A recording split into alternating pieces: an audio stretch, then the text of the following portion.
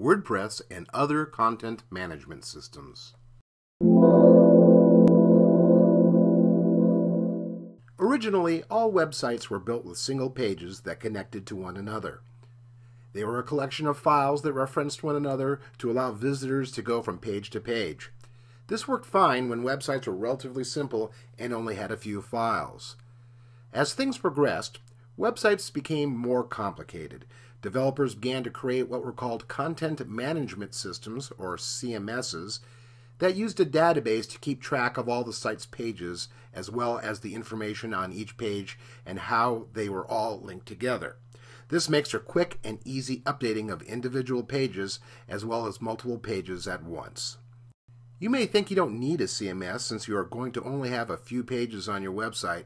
If you or whoever does your website understands basic hypertext markup language, also known as HTML, that may be true. But there are many benefits of using a content management system that you may miss if you create your website just as HTML files. Most CMSs have beautiful themes and templates that can make your website look fabulous for free or minimal cost. Also, there are many cool things like calendars, security enhancements, video playback, and thousands more that all plug into the content management systems and make your website amazing for little cost. Additionally, updating a CMS is easy and intuitive. You don't need to know or remember HTML to put new content on your website.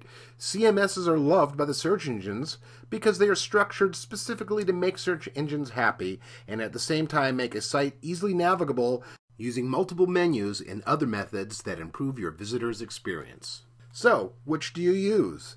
The three most popular content management systems for small and medium-sized websites are WordPress, Joomla, and Drupal. WordPress was originally created for blogs, but its simplicity allows it to be used for most websites. WordPress is the best of the three for ease in setup and ongoing maintenance. You might be able to set this up yourself or have someone set it up for you. It's a good idea to have someone with WordPress experience walk you through using it initially or by reviewing the tutorials on the WordPress website. You can set up a WordPress site at wordpress.com, but in that situation, you do not have control over your own website. This is not good.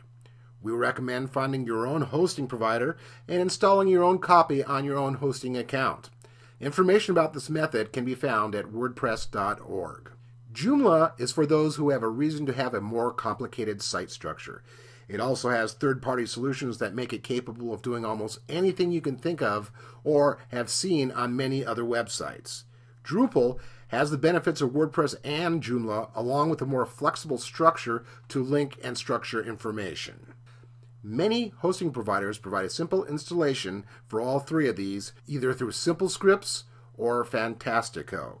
Now that you know a bit more, which should you choose? If you are either building your website or maintaining it yourself, WordPress would be the way to go. There is a vibrant developer community and lots of help and tutorials for people who are new to WordPress.